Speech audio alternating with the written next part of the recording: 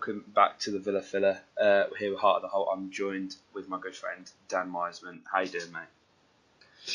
Not great for the first time. I think that's the first time on this podcast I've answered any other than, yeah, I'm good. This is the first one where a little bit sore, has to be good. Yeah. Obviously, we were very optimistic ahead of the final with our last podcast. I know it's been a while, but we kind of didn't feel the need to do a second podcast talking about Wembley like the week before. We thought, why not give the podcast that we spoke about a bit more time to get shared and for you guys to listen. But yeah, it's still pretty raw for me, and I know it is for you as well, Dan. I mean, first, I think we should talk about the game, mate. Because the first half was probably the most Steve Bruce performance that you're going to get from Aston Villa, isn't it?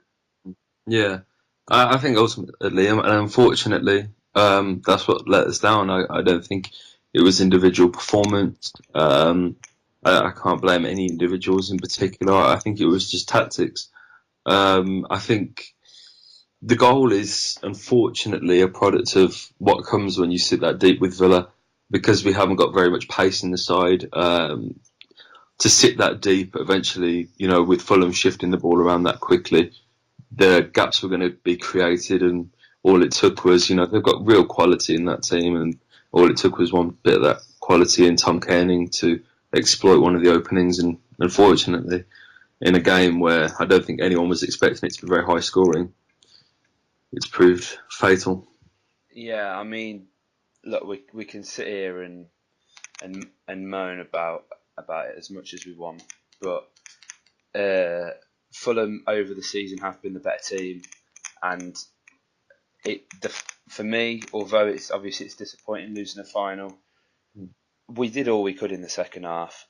The final isn't the performance that let us down. The season, the inconsistencies, the losses to QPR after and Norwich and all these, and Bolton and Brentford away on Boxing Day. I said it. I know I said at the start of the season I'd love a day out at Wembley, and my dad did warn me that it's a great place to win, but it's the worst place to lose a game. But as I say, the final, the second half performance, I think was fantastic, and it's just a shame that we couldn't hit the back of the net.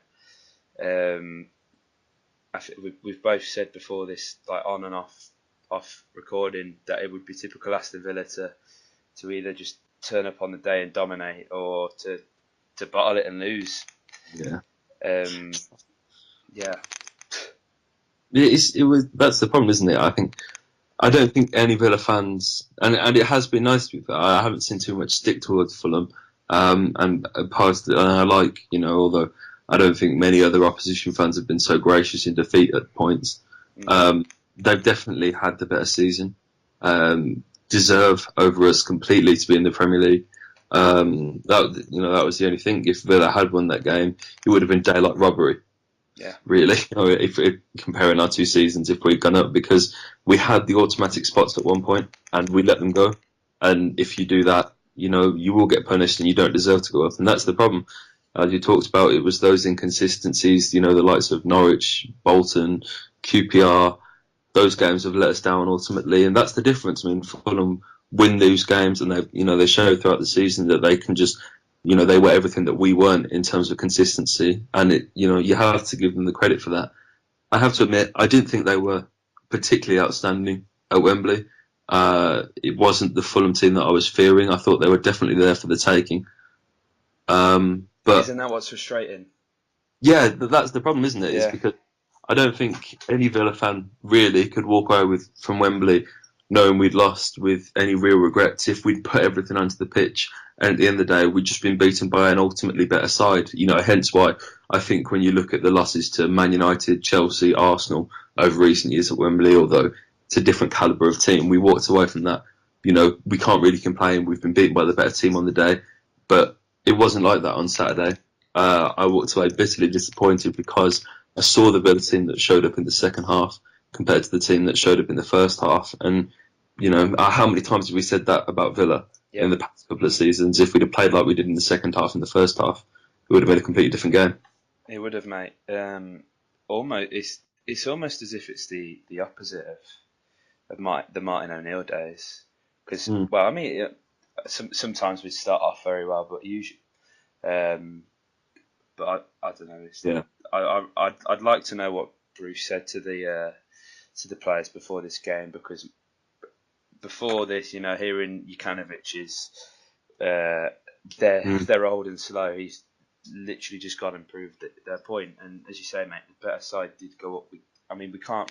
It is frustrating because they were there for the taking. But if a team goes 23 games unbeaten, you're going to be a bit hard done by. I think if you didn't go up, aren't you? Oh, yeah, I think you have to look at Cardiff again, and they're an example of in the Championship that it's not perhaps quality or the best style of football that you need. And Yeah, although we have been getting that at Villa, again, they just had the consistency. They have that ability to just go, all out, throw the kitchen sink at it, grind out results when we just couldn't. And ultimately, that's proved the difference in many, many points in many, many Villa seasons is consistency. And it's a shame because, as I said, you come out of this season really feeling as though we could have done it yeah, had not been so lackluster in certain games. You can point the finger in many different places. Perhaps it's rotation, perhaps it's style of play, perhaps it's the wrong personnel. An aging squad. Coming towards the end of the season, had they got the fitness? But at the end of the day, I think it just fall down to the fact that Villa across the season haven't been able to perform on the levels that we've seen. I mean, the Villa that showed up in the Wolves game, we saw perhaps against Bristol City, elements of it at home against the Blues. We know that the Villa side, but the fact that we only saw it a maximum of 4 or 5 times maybe across the entire season says all you need to know. yeah. So we took to Twitter to ask you guys if you'd like us to answer anything about the season, the final, where you see us going. So we're hopefully not going to be all sat here with a sulk on and sounded upset, because I am feeling quite optimistic about next season, Dan. Even though FFP is looming. Getting to the first question from Steve Woodcock, interesting name. What I fear most is, for the first time in a long time this season, we've had a real team spirit, and no matter how much money you can spend, you don't bring a squad that fights together and can overcome. Just look at Cardiff, and whatever happens, the team spirit must be kept. Yeah, team spirit this year has been second to none, hasn't it? Really. Snodgrass looks like he's not coming back. JT won't come back. And whilst Terry's brought the professionalism for me, Snodgrass has brought that bit of banter and shown that the dressing room doesn't necessarily have to be so serious. Because let's face it, the dressing room over recent years, has been toxic. So we can't underestimate what John Terry and Snodgrass has done. And Bruce addressed the problem, obviously, by bringing Terry, mate. What do you think about that? I think that is one of the main issues, isn't it? Is togetherness and team spirit.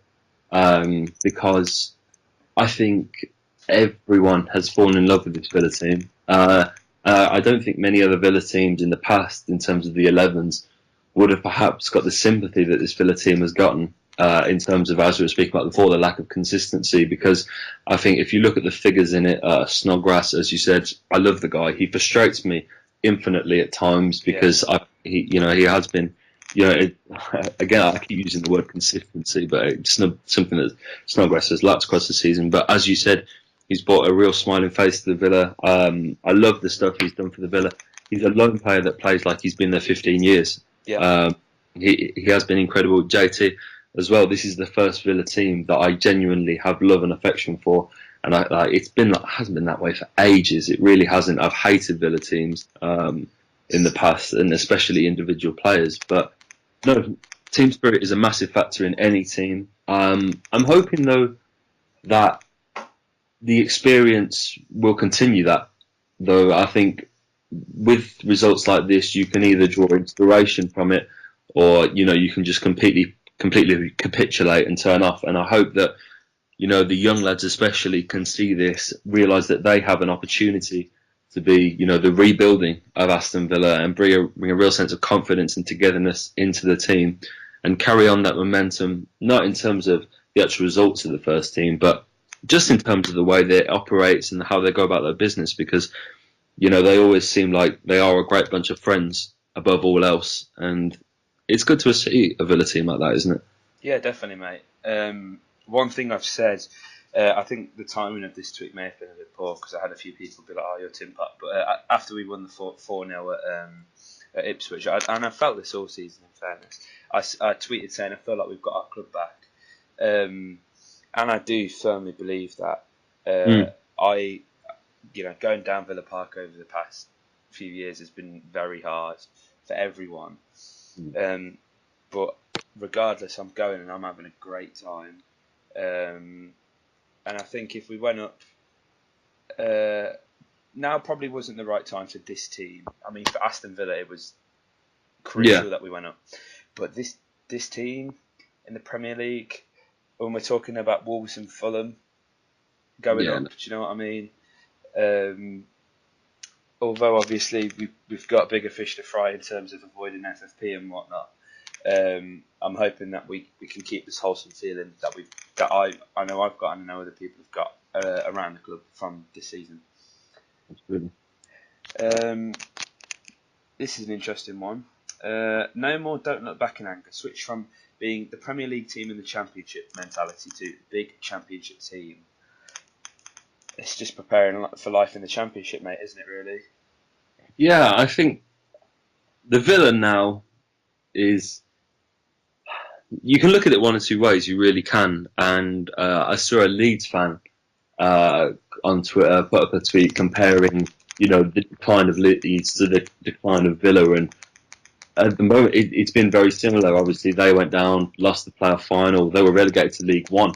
A couple of seasons, which was, the point of his tweet, that, that it can happen to big clubs. And you can either look at it that way, or you can look at it from a rebuild point of view. And I hope that is the way we're looking at it. I don't want to keep drawing comparisons to the likes of Nottingham Forest and Derby, because although, it's quite easy to look at the situation and see the resemblance, we have to differentiate ourselves. And, if we can't do it on a fan level, where we can be the most optimistic people at the club at points, we can't really expect the club to take on that. If all they're seeing is doom and gloom, from the outside world, then it's hard to keep a different mentality inside the club. We are still a Premier League club in terms, when you look at the size of the stadium, the name, the history. I hope that we can still operate with that same level of class, but time will tell, won't it? Yeah, mate. At least staying in the Championship, we can try to do it all again. But this time, look at winning it. Yeah, okay, fair enough. Yes, we'll lose some big players, but the youth will come in. But Villa are a bit like Spurs of the Championship. We will go missing when it counts and don't turn up. We also lack ideas. Yeah, I mean, at least Spurs are in the Premier League, but hey ho. I am a big fan of promoting the youth, and I feel like we're going to have to. That's going to be important. I know I say this all the time. If Sessegnon can score 16 Championship goals, then surely Rashawn Hepburn-Murphy can. Surely Callum O'Hare can get 10 assists, or Jake Doyle-Hayes. Like, do you know what I mean? There's no reason why our players can't do this. They're playing that style of football that the first team don't. Like this one-touch fluid football that the under-23s play is exactly what we need. Fantastic job that Kevin McDonald and co are doing in the under-23s, teaching them this brand of football. Let's get him in the first team, mate. Yeah, I think Sessegnon is another player who has been outstanding, but also a complete surprise. He came through Fulham as a left back. They pushed him up to left wing, and he displayed a finishing touch that no one even knew. I'm not even sure Ryan Sessegnon knew he had. Yeah. He's showing composure in front of goals that no one could ever have predicted, playing as a wing back. And you do never know who you're going to get when you put a young player into the first team. Look at Trent Alexander-Arnold at Liverpool. Yeah. And by no means am I saying that, the Villa players can go on to replicate this kind of form. But like you were saying, sometimes there is nothing that you can do. When you've got a player that just wants to be there, that is dying for their chance in the first team, they go onto the football pitch and they put effort and pride and purpose into their performance. It can sometimes be exactly what a team needs, and that can get them over the line, and that's can rack up the numbers, like you were saying, in terms of goals and assists. Who knows what we've got coming through in the youth, in terms of what their potentials could be. And I do think, as I was making a tweet the other day, our best player came through the youth. Jack is a credit to the Villa youth setup.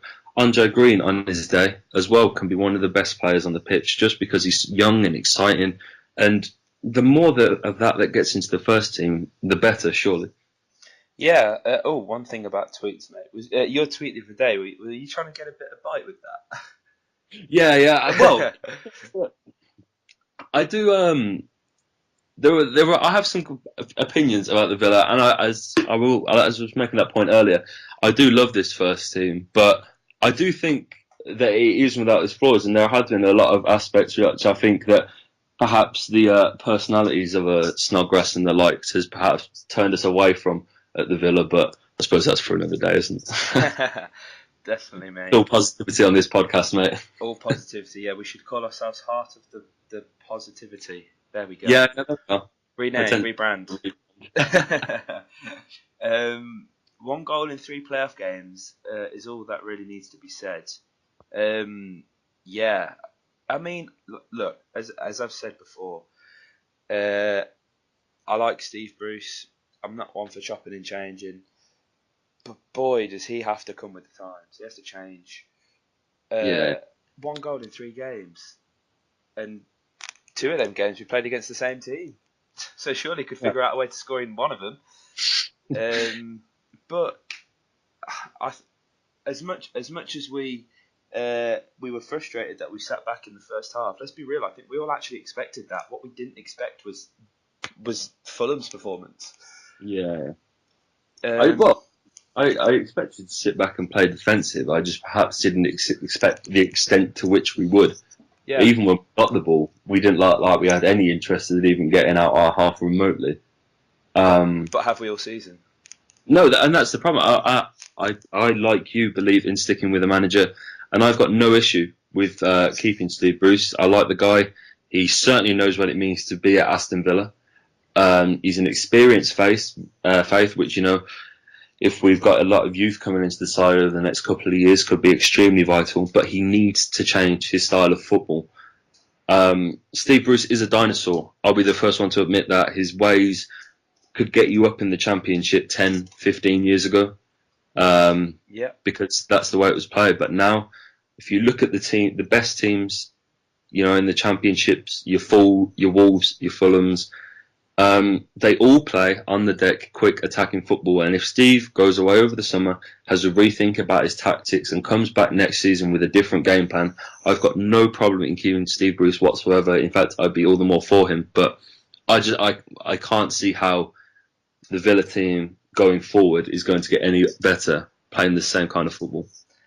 I think what's important is that we learn from our losses. It's very easy to do what Reading did and almost go down, after almost being promoted, only missing out on penalties. I think it's safe to say people expect 6 points from Reading this season, didn't they? Yeah. But as I say, big fan of consistency. We win together, we lose together. Bruce has to change, but is it he has until next season for me. He has a season left in him. And I'd probably even say, up until October, November, see how we are then. But again, what's the point in bringing someone in mid-season to change something? Do you know what I mean? But as well, we've got to save ourselves some money. If we're gonna, there's a lot of talk on Twitter, and I mean a lot, about Dean Smith, and there has been for a while. Jordan, who used to be on the team, did a podcast with Chris debating Bruce in or Bruce out, and he said he wanted Dean Smith last October. Like Dean Smith, yeah, he's done a good job at Brentford. We can't take anything away from him, but we've got Steve Bruce. I don't know. I expect more from Bruce. I really do. Yeah, I think now is the time where Steve Bruce has really got to show his qualities as a manager, because the best managers are the ones that, because every manager eventually will get figured out, no matter how inventive you are, no matter how good your style of football is. If you play it for a long enough period, people eventually will figure out how to counteract it. And it is the best managers who then go away and have a rethink and come up with something new, which takes them to a different level. That's why Sir Alex Ferguson had so much success at Man United over such a sustained period, was because he wasn't afraid to go away, change his tactics, and come back and play a different way. I think that's what Bruce needs to do now. I think he's got someone like K-Mac, who in the under 21s is playing a superb brand of football that is exciting to watch. And I think we can take a lot from that. And I hope that Bruce does, because it is clear to see now that it's not the way to play football in this league. You could get away with it in the Championship before because it didn't have the quality that the Premier League has, but we're seeing more and more Premier League quality sides and players and managers in the Championship now. And with the likes of Stoke, Baggies, Swansea now dropping into the Championship, it's only going to increase and increase over years to come. I think if Villa are to have any success over a prolonged period, it needs to be coupled with a change in mentality from Steve Bruce. 100%, mate. Hit him on that sort of change of mentality from Bruce. Someone tweeted saying, time for a change, play the likes of Green, O'Hare, Gill, Elphick, maybe even Ross. Obviously talking about Ross McCormack. Well, Carlos Hill's been sold to Deportivo despite their relegation, thankfully, as we need to raise funds. But as you say, in terms of Bruce needing to change, if you look at the start of the season, how we lined up, he started Gabby and Bakuna, and then froze out Gabby and sold Bakuna, and didn't play Henry Lansbury, Conor Hurahan, or Adoma. And I appreciate Adoma wasn't his buy, but Adoma was very much left out in the cold by Steve Bruce. He's been very lucky in the fact that Albert Adoma scored 12 goals in 14 games in our little rut, and he's been very lucky that Snodgrass has got his 14 assists, and that Conor Hurahan, who, as we all know, I'm not the biggest fan, has got 11 goals this season. He is extremely lucky that these players have managed to come through. That even though he bought them and he paid for them, they just weren't in his plans. I've seen on Twitter the other day as well, mate. Henry Lansbury's on 38k a week, and he doesn't play. He wasn't even on the bench for the final. I'm a massive Henry Lansbury fan, as I am Bjarnason, and I imagine he's on a fair bit of money as well. So maybe I'm biased because I do like these players, but Henry Lansbury completely tore us apart at Villa Park. He was unreal, and we've gone from this sort of no nonsense player who effectively was kicked out of Arsenal to and who was dominating the Championship for Forest, who's just not featuring at all. These kind of mistakes are constantly gonna get us, especially with Bruce calling out McCormack. That's either gonna go one or two ways, and with McCormack, we knew which way that was gonna go. You do not make that public, and for that, we're not going to get a fraction of the 12.5 million we spent on him at all. I saw a tweet the other day as well. Sorry, I keep going off topic. That Villa would be better off keeping Ross McCormack on his 50 grand a week than selling him for 500k, because 100k of that goes towards FFP. So it's crazy to me. It really is. I'm not necessarily saying we should play Ross McCormack, because when he came on, I'm not going to lie, mate, I weren't his greatest fan, but you can't argue with his goal record in this division, can you? No, and I think Ross is just one of a few players that have been, it really has bitten us on the arse at the end of the day, hasn't it? Because Ross in himself is one of the reasons we're in such financial trouble. We spent on 30 mil on two strikers within a week. yeah, and which is ludicrous in the Championship. It was almost ludicrous for football at the time in general because it was before the Neymar transfer, which sent football spiraling. Yeah. 15 million for two strikers at lowest is in the Championship is crazy, but it was a statement of intent. It hasn't paid off, and now I think we really need to look at the Villa squad now individually, sit down and assess each player, discuss whether how useful they are going to be in the long run, and if the answer is anything other than regular first team, battling for the first team, and genuinely wants to be at the club, it's time to say goodbye because, like this podcast, the Villa side now needs to be positivity. In my opinion, it's not even as much about ability anymore. There is no doubt that Ross McCormack is a better striker than Rushian Hepburn Murphy, but I would take Rushian Hepburn Murphy over Ross McCormack in the Villa squad every day of the week, just because he's young, he's exciting, and he wants to play for the club. I think them two up front actually would be quite interesting. Because Ross doesn't really fancy himself as a striker, does he? I mean, the goal record says otherwise. But he at Fulham, the team was like built around him at number 10, really, wasn't it? Yeah. But no, it's interesting. As you say, we've got to evaluate who wants to be at the club and who doesn't. And even if they do want to be at the club, if they've got value, they've got to go. Yeah. We have to be this cutthroat. And it's unfortunate. And I know Codger's only scored like 2 goals this season. I'd like to think we could get at least 10 mil for Codger. I can't really see him staying, but and Chesney will probably go as well. As much as I hate to say it, we need to keep Chesney. But there's something ultimately wrong in the recruitment, mate. Well, as you say, we're going and spending 30 million within a week buying 2 strikers.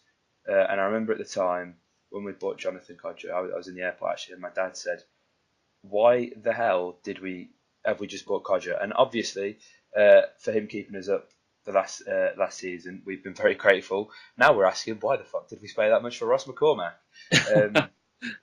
Obviously, but as I say, in terms of recruitment, we've got 5 right backs and 1 natural left back in Neil Taylor, who is on a 4.5-year contract, by the way. 4.5 years of Neil Taylor. No, thank you. I'm trying to remain positive, mate. I really am. Isn't it, mate? I'll give you some credit. But I'm no fan of Taylor. We spent a lot of time on that one tweet. Let's move on. In terms of money, is it better to cash in for Grealish, to invest across the pitch, or to keep our best player? This has got to be a no-brainer. Yeah. Well, I love Jack Grealish. He's my favourite Villa player I think I've ever watched play for Villa. Wow. That's I would genuinely go that far, mate. I would genuinely go that far. I absolutely love him. I love that he's a Brummy lad. I love the way he plays. I love because so many players would because he goes out on a Saturday and he just gets kicked to death, mate. He gets fouled left, right, and centre. And even Fulham, who pride themselves as being a class, slick team, were dirty towards Grealish. The stamp, the fouls. It was all no one can handle him, but it all falls down to, I suppose, how serious this financial fair play is. Obviously, we'd all love to keep Grealish, but until we know the extent to which we're in trouble with the financial fair play, I suppose it's not really ours to say, is it? Now, for me, mate, you don't sell him, and I think Tony knows that, and I think Bruce knows that. But it's, as you say, how serious is this? Speaking of financial fair play, Dave from the Yorkshire Lions article has just boomed recently because people do want to hear the truth, and I encourage, if you are unsure on the situation, obviously this is all just from what we know, that you check out the article. It's very well constructed. But if you're trying to remain positive, I would recommend not reading it. No disrespect to Dave and the article, because it is a fantastic piece, and he spent weeks putting this together, mate. Trust me. And my dad's kept it open on his phone for the past however many months since it's been out, and got it out the other day and said, "Mate, we are doomed." But no, if for me, if Tony sells Jack Grealish, then not only is that a statement on his financial, but on how much he has, but it's also a statement to say, look, to me, it's as if you're taking away the one thing that we can be proud of. Yeah, I think it needs to be a last resort. It does. If it comes to it, and we've got a matter of weeks left in the transfer window, and we still, mate, God knows how much we could get for Jack Grealish. We need £39 million, mate, profit to avoid FFP. I think that just doesn't happen. No, the problem is, mate, is that if I would love Jack Grealish to go on to succeed, I really would. I think the lad's potential is sky high. I think not many players would have done what Jack did whilst he was injured and gone away and taken the time not to relax and just pass the time until he came back, but to work every day. He came back looking at a completely different guy, not just in his playing style, but physically. He looked so skinny before he went away, and now you can see the muscle definition that he has and how hard he's worked on improving his game in that respect. Because that was everyone's criticism of Jack, was that he was too weak, and he listened to that and he went away and he changed it. And I think that's what sets him apart from, because, mate, Josh Onomar won the World Cup with England in the youth, before this season, and everyone was talking about him to be, England's next attacking midfielder up there with the likes of Loftus-Cheek, etc. Yeah. But Grealish has, completely shown him up whilst he's at Villa. He's, locked him out the first team all season. Whilst he's been fit, and all credit to him. I think he's got, and I want him to go on and succeed. And whether that is at Villa or who knows, remains to be seen. But yeah, the guy's got potential, and God knows how much we could fetch for him. I know we talk about how good Chester's been. Congratulations on the wedding, Chester, for the day. It's in the Instagram pictures. Yeah. Glad you are happy and whatnot. And you are tied down for life. But for me, if push comes to shove, Chesney goes before Grealish. Yeah, of course. And I think Chesney would understand that. Yeah, I think he deserves a shot at the big time as well. I know he's approaching 30. Some would say the twilight years of his career. And this man is Premier League standard. Mate, he is. He's a better defender than John Terry is. Yeah. Without a shadow of a doubt. The guy is so underrated.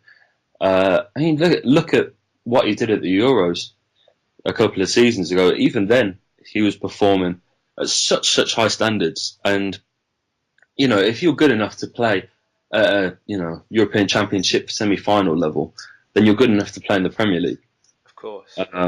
And yeah, the guy is class. I think many teams would be hesitant to take Chester because, he's not the biggest name. He hasn't exactly had a sparkling career. I think too many people would be quick to write him off. But if he went to a team where they gave him time and gave him a chance to prove himself, I think he'd surprise a lot of people. And I think there's a lot of, especially, some of the newly promoted teams or teams that are fighting for relegation, could do a lot worse than signing James Chester. 100%, mate. I think that kind of wraps it up for the questions, because I've got a lot of kind of similar questions. Just one more thing I want to hit home about with all this worries about FFP. Regardless of whether we meet it or we don't, one thing that doesn't change is your support and us, because we're going to keep going down Villa Park every week and support the team, whether it has Neil Taylor in it or not. And although obviously at Wembley, it was very sad not winning. I've never felt more proud to be a Villa Yeah. fan. And it was a great day out despite the result. It's a shame they couldn't win because it was my dad's birthday the next day, so I was kind of hoping for a little birthday present there. But you let us down, Villa. Screw you. But no, we're remaining positive and optimistic. We're going to undergo some big changes with Heart of the Holte over the summer. So we will keep you informed as and when we know. And thank you guys for listening. Dan, have you got anything you'd like to say? It's been a roller coaster, hasn't it? It really has. As you've touched on a really good note there. It is a period of rebuild for Villa. It's a period where the fans can either now turn their back on the Villa, or we can keep turning down to Villa Park in our thousands. And I trust the Villa fans. I know the Villa fans well enough to know that when the first day of the season comes around, Villa Park will be packed to the rafters. The whole team will be sold out, and we'll be singing. We'll be greeting a complete. Perhaps who knows how many players in the starting 11 are going to be there. Mitch Clark, Callum O'Hare. Absolutely, mate. It's going to be exciting. It's new times for Villa, and we can either treat this as the be-all and end-all and the death of Aston Villa, or it can be the beginning. It really can. I just urge people to try and stay positive. It is going to be hard, but every cloud has its silver linings, and who knows where those could take us. Exactly, mate. As always, it's been a pleasure, mate, having you on. Really enjoying this podcast, and I think we're going to have to keep it going through the summer so we can catch up a bit, and hopefully we can talk about transfers. El Mohammadi in the World Cup, and Bjarnason and everyone. We haven't got as many going this year, have we? Obviously, Chesy's not making it. Only be Miele, Elmo. Glenn Whelan. Are Ireland there? I don't think they are. Are Ireland? No. Yeah, they beat Wales, didn't they? Or was that for the Euros? That was the Euros. Oh, that was the Euros. Crap. I just know I won a lot of money on that bet. Anyway, thank you guys for listening. Thank you for your continued support throughout the season and relaunching the podcast. Dan and I really do enjoy doing this, and we hope you guys enjoy listening to us. You don't have to agree with us. Yeah. We're not forcing you to believe what we believe. Although, if you like Neil Taylor, just go for a run somewhere. I don't know. Think about the decisions you have made. So, say, like, comment, and subscribe, and up the Villa.